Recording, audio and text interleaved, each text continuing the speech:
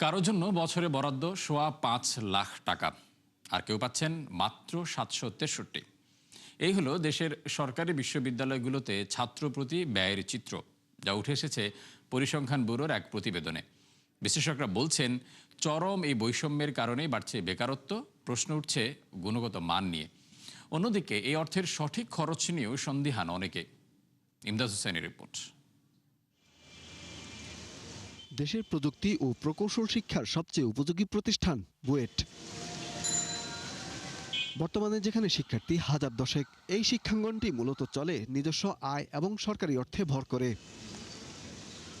পরিসংখ্যান ব্যুরোর সবশেষ প্রকাশিত তথ্য বলছে, ২০২৩ সালে এখানকার প্রতিটি শিক্ষার্থীর পেছনে সরকার ব্যয় করে ২,৮৪,০০০ টাকা। আমরা মড অ্যাপ ইউজ করি, যেগুলো হচ্ছে আমরা ফ্রিতে অনলাইনে পাই। যদি হচ্ছে সরকার থেকে বা গভর্নমেন্ট থেকে আমরা এটা পাই, লাইসেন্সগুলো পাওয়া যায়, তাহলে অনেক ভালো হতো। অ্যাজ এ স্টুডেন্ট আমি যখন রিসার্চ করার জন্য কোনো ফান্ড খুঁজবো, তখন আসলে ভার্সিটির কাছেই যদি না পাই, তাহলে আমরা এই রিসার্চের ফান্ডটা কার কাছে খুঁজবো? দেশের শতবর্ষী প্রতিষ্ঠান ঢাকা বিশ্ববিদ্যালয়ের অবস্থা কিছুটা ভিন্ন। ৩৬,০০০ ছাত্রছাত্রীর এই বিদ্যাপীঠে একই বছর মাথাপিছু ব্যয় ছিল ২.৫ লাখ টাকার উপরে। ভর্তি হওয়ার পর থেকে নানান ধরনের অনিয়ম দেখতে পাচ্ছি। এখন আমরা বলতে পারি যে না, আমি আসলে এই মানের সেবাটা পাচ্ছি না। আমাদের গবেষণার হার কম, আমরা গবেষণায় সেরকম সাহায্য পাই না, বাজেট পাই না। আমাদেরকে বলা হয় যে তোমাদের সেই অর্থ নেই যে আমাদেরকে সাহায্য করবে বিশ্ববিদ্যালয় প্রশাসন। প্রত্যেকটা খাতে হচ্ছে আমরা খুবই সমস্যার সম্মুখীন হচ্ছি। কোথাও আমরা পর্যাপ্ত যে সার্ভিসটা পাওয়ার কথা, ওই সার্ভিসটা আসলে আমরা পাচ্ছি না। তবে এক্ষেত্রে সবার উপরে বাংলাদেশ মেরিটাইম বিশ্ববিদ্যালয়, যেখানে ২০২৩ সালে শিক্ষার্থী প্রতি খরচ ছিল সোয়া ৫ লাখ টাকা। আরেক বিশেষায়িত প্রতিষ্ঠান বাংলাদেশ কৃষি বিশ্ববিদ্যালয়, তা ৪,৬৫,০০০ টাকা। আর এসব অর্থ যোগান দেওয়া হয় প্রতি বছরের বাজেট বরাদ্দ থেকে। কিন্তু প্রশ্ন হলো, কতটা নিশ্চিত হচ্ছে সঠিক ব্যবহার? এই টাকাটাও দেখা যাবে যদি এটা পার্সেন্টেজ করেন, এখানে 70 থেকে 80% টাকা কর্মচারী, কর্মকর্তা, শিক্ষকদের বিভিন্ন ধরনের ফ্যাসিলিটিসের পেছনে ব্যবহৃত হয়। বিশ্ববিদ্যালয়ের যিনি ট্রেজারার আছে, ঢাকা ইউনিভার্সিটির ট্রেজারার, ওনার কোনো প্রপার প্ল্যান নাই। এই বাজেট সংকটের পরে আমরা ডাকসুর পক্ষ থেকে যে ফান্ড নিয়ে আসছি, সেটাও আমাদেরকে কাজ করতে দেওয়া হচ্ছে না, আমাদের ফান্ডগুলোকে তারা আটকে রাখছে। দেশে দক্ষ মানব সম্পদ তৈরি এবং শিক্ষা ব্যবস্থাকে আন্তর্জাতিক মানে উন্নীত করতে প্রতি বছরই ব্যয় বাড়ে সরকারের। কিন্তু বরাবরই প্রশ্ন থেকে যায় গুণগত মান নিয়ে। বিশেষ করে গবেষণা, শিক্ষক নিয়োগ কিংবা প্রয়োজনীয় প্রশিক্ষণের বদলে বাড়তি গুরুত্ব পায় ভবন ও অবকাঠামো নির্মাণ। এছাড়া মানসম্মত পরিবেশের ঘাটতিও রয়েছে প্রতিষ্ঠানগুলোতে, ফলে মেলে না কাঙ্ক্ষিত ফলাফল। অন্যদিকে বড় একটা অংশই পড়াশোনা শেষ করে পাড়ি জমান বিদেশে। এই খরচটা কি মানসম্মত শিক্ষা তৈরির জন্য বিনিয়োগ হচ্ছে? আমরা বারবার শুনি যে গবেষণায় কোনো বরাদ্দ নেই, বা যা আছে সেটাও সঠিকভাবে ব্যবহার হচ্ছে না। খরচ হচ্ছে, কিসে হচ্ছে? আরও হয়তো অবকাঠামো হচ্ছে, শিক্ষকের সংখ্যা হয়তো বাড়ছে। তো খরচের বিন্যাসটাও কিন্তু এখানে একটা প্রশ্ন। বিশ্ববিদ্যালয়গুলোতে এই ব্যয়ের ক্ষেত্রেও রয়েছে চরম বৈষম্য। যেমন মাথাপিছু ২ থেকে সোয়া ৫ লাখ টাকা পর্যন্ত খরচের বিপরীতে নামমাত্র বরাদ্দ থাকে জাতীয় বিশ্ববিদ্যালয়ে। ২০২৩ সালে শিক্ষার্থী প্রতি যা ছিল মাত্র ৭৬৩ টাকা। বিশ্লেষকদের মতে শিক্ষিত বেকার বাড়ার অন্যতম কারণ এটি। প্রতি শিক্ষার্থীর পিছনে সরকার কত ব্যয় করছে, কিন্তু এটি কি সবচেয়ে গুরুত্বপূর্ণ প্রশ্ন, নাকি প্রতি শিক্ষার্থীর পিছনে ব্যয় করা অর্থ, তার অর্থের বিনিময়ে কি পরিমাণ আউটকাম আসছে, সেটি হচ্ছে সবচেয়ে মুখ্য বিষয়। তথ্য অনুযায়ী গাজীপুর কৃষি বিশ্ববিদ্যালয়েও মাথাপিছু ব্যয় ৪ লাখের কাছাকাছি, আর ২ লাখের উপরে জাহাঙ্গীরনগর ও রাজশাহী বিশ্ববিদ্যালয়। দক্ষ মানব সম্পদ তৈরির লক্ষ্যে প্রতি বছরই ব্যয় বাড়ছে শিক্ষা খাতে, কিন্তু প্রশ্ন রয়ে গেছে গুণগত মান আর স্বচ্ছতার বিচারে। ফলে বিপুল অর্থ খরচের বিপরীতেও সুফল মিলছে না গুরুত্বপূর্ণ এই খাত থেকে। ইমদাদ হোসেন, ৭১, ঢাকা। ১.৫ বছরের মধ্যেই উৎপাদনে যাবে চীনা অর্থনৈতিক অঞ্চল, এমন প্রত্যাশার কথা জানালেন অর্থ ও পরিকল্পনা উপদেষ্টা রাশেদ আল মাহমুদ তিতুমির। গতকাল বাংলাদেশ চীন সম্পর্ক নিয়ে এক সেমিনারে তিনি বলেন, অবকাঠামোর উন্নয়নের মাধ্যমে আঞ্চলিক লজিস্টিক হাবে পরিণত করা হবে মোংলা বন্দরকে। জানান, চীনের সাথে বেল্ট অ্যান্ড রোড ইনিশিয়েটিভ বাস্তবায়নে বাংলাদেশ প্রতিশ্রুতিবদ্ধ। এ সময় ব্যবসা সহজীকরণে বিভিন্ন উদ্যোগের কথাও জানান তিতুমির। অনুষ্ঠানে চীনা দূতাবাসের কাউন্সিলর লি শাও ফেং জানান, বাংলাদেশ চীন দ্বিপাক্ষিক সম্পর্ক এখন আঞ্চলিক সংযোগের দিকে এগোচ্ছে। আগামী 18 মাসের মধ্যেই চট্টগ্রাম যে অর্থনৈতিক এবং শিল্প অঞ্চলে এটা উৎপাদন শুরু হবে। Bangladesh, China, Myanmar economic corridor, কিন্তু এটা আসিয়ানের সাথেও সংযুক্তি একই সঙ্গে চায়নার সাথেও সংযোগ দিই, আবার একই সঙ্গে ইউরোপের সাথেও সংযোগ দিই। চলমান আইনে উৎসকর কর্তন তদারকি ও যাচাই বাছাইয়ের সার্বিক ক্ষমতা এনবিআর এর হাতে থাকলেও আগে তার প্রয়োগ হয়নি কঠোরভাবে। কিন্তু এবার পাহাড় সমান রাজস্ব চ্যালেঞ্জ মোকাবিলায় সেদিকে হাঁটতে চায় সংস্থাটি। কিন্তু এতে ঘোর আপত্তি ব্যবসায়ীদের। এই কার্যক্রমের মাধ্যমে হয়রানি বাড়ার অভিযোগ এনে সম্প্রতি এনবিআরকে চিঠি দেয় ৮ সংগঠন। দাবি জানানো হয় সেই নির্দেশনা বাতিলের, যদিও এ ব্যাপারে আশ্বস্ত করছে রাজস্ব বোর্ড। আরও জানাচ্ছেন মইনুল হাসান।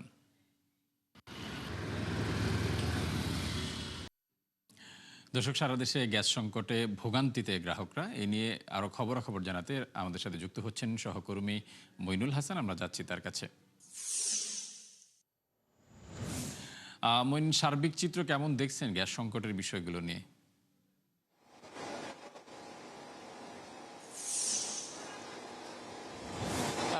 জানেন, গত এক সপ্তাহ ধরেই কিন্তু এই গ্যাসের যে তীব্র সংকট সেটি কিন্তু প্রতীয়মান হচ্ছে। বিশেষ করে মহেশখালীতে যে এফএসআরইউ এর যে যান্ত্রিক ত্রুটি, সেই কারণেই কিন্তু এই সংকটটা বেশি পরিমাণে দেখা যাচ্ছে।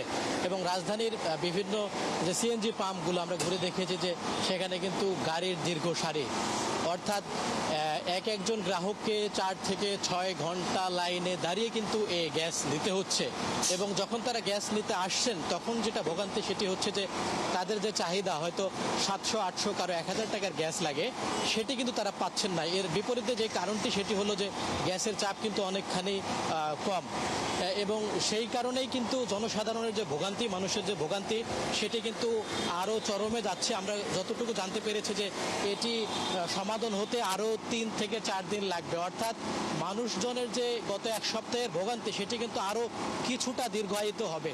এবং আরেকটি বিষয় যে এর আগেও কিন্তু আমরা দেখেছিলাম যে গ্যাসের আগে অর্থাৎ তেল নিয়ে একটা সংকট তৈরি হয়েছিল।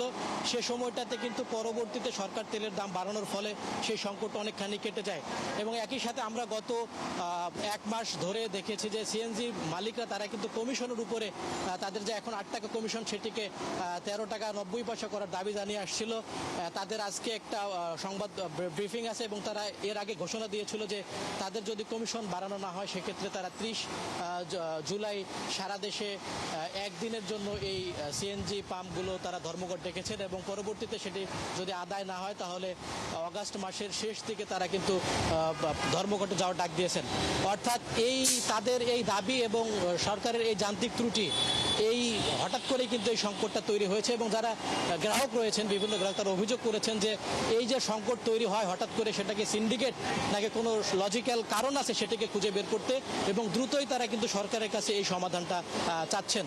এবং আমরা দেখেছি যে অনেক গ্রাহক যারা কিন্তু রাত্রে এসেও সিরিয়াল দিয়ে তারা এই গ্যাস নিয়েছেন এবং তারা বলেছেন যে প্রত্যেক দিন কিন্তু এই সংকটটা প্রতীয়মান হচ্ছে। অর্থাৎ আপনি যে পরিমাণ চাহিদা সেই পরিমাণ গ্যাস যখন পাবেন না তখন কিন্তু আপনাকে বারবার লাইনে দাঁড়িয়ে সেই গ্যাস নিতে হচ্ছে। এখন প্রশ্ন হচ্ছে যে সরকার কবে নাগাদ এই যান্ত্রিক ত্রুটি শেষ করে গ্যাসের সঠিক সরবরাহ নিশ্চিত করবেন, সেটা এখন কিন্তু বড় প্রশ্ন। ফারুক। মঈন, আপনাকে অসংখ্য ধন্যবাদ। দর্শক, রাজধানীর গ্যাস সংকটের বিষয়ে জানাচ্ছিলেন সহকর্মী মইনুল হাসান। অর্থবছরের 13 দিনেই ব্যাংক ব্যবস্থা থেকে 9,500 কোটি টাকা ঋণ নিয়েছে সরকার। এর মধ্যে অর্ধেকের বেশি টাকা ছাপিয়ে। কেন্দ্রীয় ব্যাংক থেকে তথ্য পাওয়া গেছে, সে অনুযায়ী সবশেষ অর্থ বছরের 30 জুন পর্যন্ত সরকারের মোট ঋণ ছিল 6,85,476 কোটি টাকা। আর নতুন অর্থ বছরের 13 জুলাই পর্যন্ত যা 6,94,685 কোটি, অর্থাৎ ঋণ বেড়েছে 9,209 কোটি টাকা। তথ্য অনুযায়ী সবশেষ অর্থ বছরেও রেকর্ড ঋণ নেওয়া হয়েছে ব্যাংক ব্যবস্থা থেকে, যার পরিমাণ ছিল 1,34,572 কোটি টাকা। এই অঙ্ক সরকারের প্রাথমিক লক্ষ্যমাত্রা থেকে 30,000 কোটি আর সংশোধিত লক্ষ্য থেকে 16,500 কোটি টাকা বেশি। উল্লেখ্য, কম রাজস্ব আয় আর উচ্চ পরিচালন ব্যয়ের কারণেই ব্যাংকমুখী হতে হচ্ছে সরকারকে। চলতি অর্থবছরে সব মিলিয়ে মোট 63.4 বিলিয়ন ডলারের লক্ষ্যমাত্রা নির্ধারণ করেছে সরকার, যেখানে পণ্য থেকে আয়ের লক্ষ্য 55.2 বিলিয়ন আর সেবা খাত থেকে 8.2 বিলিয়ন ডলার। সচিবালয়ে বাণিজ্যমন্ত্রী খন্দকার আব্দুল মুক্তাদির এ তথ্য জানান। বলেন, সবশেষ অর্থবছর থেকে মোট 15% প্রবৃদ্ধি আশা করা হচ্ছে। উল্লেখ্য, গেল অর্থ বছরে 55 বিলিয়নের লক্ষ্যমাত্রার বিপরীতে আয় হয়েছে 48 বিলিয়ন। প্রশ্নের জবাবে বাণিজ্যমন্ত্রী বলেন, বাজেটে এই খাতকে উৎসাহ দেওয়া হয়েছে। এছাড়া ব্যবসা বান্ধব পরিবেশ তৈরিতে সরকার প্রতিজ্ঞ। দক্ষিণ কোরিয়া ও সংযুক্ত আরব আমিরাতের সাথে কয়েকদিনের মধ্যে মুক্ত বাণিজ্য চুক্তি হবে বলেও জানান মন্ত্রী। এছাড়া একই বিষয়ে আলোচনা চলছে ইউরোপীয় ইউনিয়ন সহ 5 দেশের সাথে।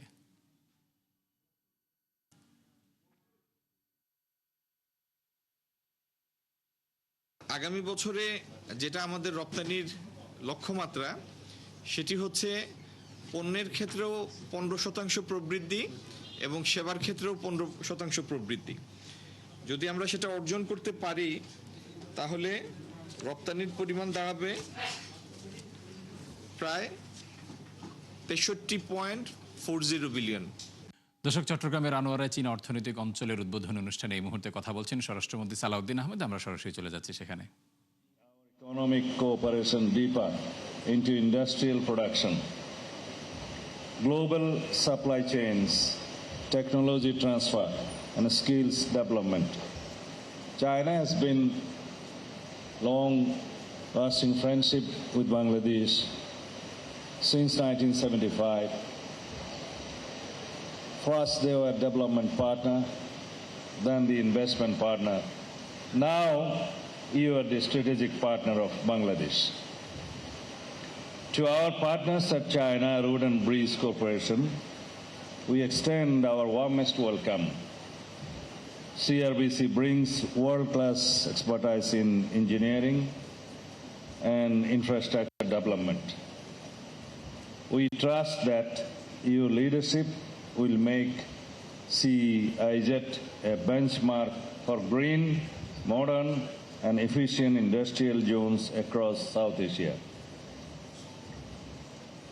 Excellencies, ladies and gentlemen, on behalf of the Ministry of Home Affairs, I assure all investors, enterprises and stakeholders that our law enforcement and security agencies will maintain a robust, safe and stable environment. We will ensure secure transport corridors and streamlined operational safety across all phases of the project. To our foreign and domestic investors, let me be clear, Bangladesh is open for business and we mean business. দর্শক, China economic জোনের উদ্বোধন অনুষ্ঠানে কথা বলছেন স্বরাষ্ট্রমন্ত্রী। আমরা ছিলাম সেখানে, যাচ্ছি পরবর্তী প্রসঙ্গে। 2 সপ্তাহ ধরে চলা উত্তেজনার পর ইরানে মার্কিন হামলা বন্ধে বিশ্ববাজারে আবারও কমেছে তেলের দাম। 5% কমে প্রতি ব্যারেল নেমে এসেছে $91। মূলত শুক্রবার ওয়াশিংটন ইরানের বিরুদ্ধে বোমা হামলা সাময়িকভাবে বন্ধ রাখার ইঙ্গিত দেওয়ার পরই ধীরে ধীরে শান্ত হয় পরিস্থিতি। এর আগে প্রথম দফায় যুদ্ধ শুরুর পর $126 উঠে তেলের দাম। পরবর্তীতে যুদ্ধবিরতির কারণে তা আবার নেমে আসে আগের অবস্থানে, অর্থাৎ $70। কিন্তু সম্প্রতি দ্বিতীয় দফায় দুপক্ষ যুদ্ধে জড়ালে নতুন করে অস্থির হয় তেলের বাজার, ফলে দাম পৌঁছায় $100। আর্জেন্টিনায় টানা 17 মাস ধরে বাড়ছে ভোক্তা ঋণ খেলাপি। বর্তমানে যা ঠেকেছে গেল 20 বছরের সর্বোচ্চ 12%। মূলত রেকর্ড মূল্যস্ফীতি ঠেকাতে সরকারের নেওয়া সিদ্ধান্তই এখন বুমেরাং হয়ে পড়েছে ভোক্তার কাঁধে। অতিরিক্ত সুদহার ও আয় ব্যয়ের ব্যাপক তফাতে দেশটির 25% মানুষ শোধ করতে পারছেন না ব্যক্তিগত ঋণ। নাদিয়া ইসলাম তুলির রিপোর্ট। বছর দুয়েক আগেও আকাশছোঁয়া মূল্যস্ফীতি আর অর্থনৈতিক মন্দায় দিশেহারা ছিল আর্জেন্টিনা। পরিস্থিতি সামাল দিতে 2023 সালে ক্ষমতায় এসেই কঠোর নীতি গ্রহণ করেন প্রেসিডেন্ট হাভিয়ে মিলেই। প্রায় 200% মূল্যস্ফীতি নামিয়ে আনেন 2 অঙ্কের ঘরে। প্রশংসিত হন বৈশ্বিক ক্রেডিট রেটিং সংস্থাগুলোর কাছে। কিন্তু অর্থনীতির সেই সাময়িক স্বস্তি রূপ নিয়েছে এক নতুন সংকটে। টানা 17 মাস ধরে লাফিয়ে বাড়ছে ভোক্তা ঋণের খেলাপি। কেন্দ্রীয় ব্যাংকের তথ্য অনুযায়ী বর্তমানে যা গিয়ে ঠেকেছে 12%, যেটি 2001-2 সালের ভয়াবহ অর্থনৈতিক সংকটের পর সর্বোচ্চ। বিশ্লেষকদের ধারণা, ঋণ পরিশোধের সামর্থ্য হারিয়েছেন দেশটির প্রায় 1/4 গ্রাহক, যার মূলে রয়েছে অতিরিক্ত সুদহারের পাশাপাশি আয় ব্যয়ের বিপুল ফারাক। ফলে ক্রেডিট কার্ড ও অটো লোনের মতো ঋণগুলো পরিশোধ করতে পারছেন না অনেকেই। এতে নেতিবাচক প্রভাব পড়ছে ব্যাংকের মুনাফায়। পরিস্থিতি সামাল দিতে বাণিজ্যিক ব্যাংকগুলোকে ঋণ পুনর্গঠনের পরামর্শ দেয় সরকার। পরিসংখ্যান বলছে ব্রাজিলে জিডিপির প্রায় ৮০% বেসরকারি ঋণ হলেও আর্জেন্টিনায় তা এখন মাত্র ১২%। দীর্ঘস্থায়ী মূল্যস্ফীতি কমার পরও মানুষের ক্রয় ক্ষমতা না বাড়ায় গৃহস্থালী ঋণ দিয়ে অর্থনৈতিক চাকা সচলের যে পরিকল্পনা নেন প্রেসিডেন্ট ২০২৭-এর নির্বাচনের আগে তা নিয়েই তৈরি হয়েছে ধোঁয়াশা। উল্লেখ্য ২০২৪ সালেও লাতিন আমেরিকার দেশটিতে বার্ষিক মূল্যস্ফীতি ছিল প্রায় ২০০%। বর্তমানে যা নেমে এসেছে ৩০-এর ঘরে। নাদিয়া ইসলাম তুলি, ৭১। দর্শক, ৭১ বিজনেসে এই ছিল এখনকার মতো। সরাসরি সংবাদ অনুষ্ঠান দেখতে চোখ রাখুন ৭১-এর ফেসবুক পেজ এবং সাবস্ক্রাইব করুন ৭১-এর ইউটিউব চ্যানেল। থাকুন ৭১-এর সাথেই।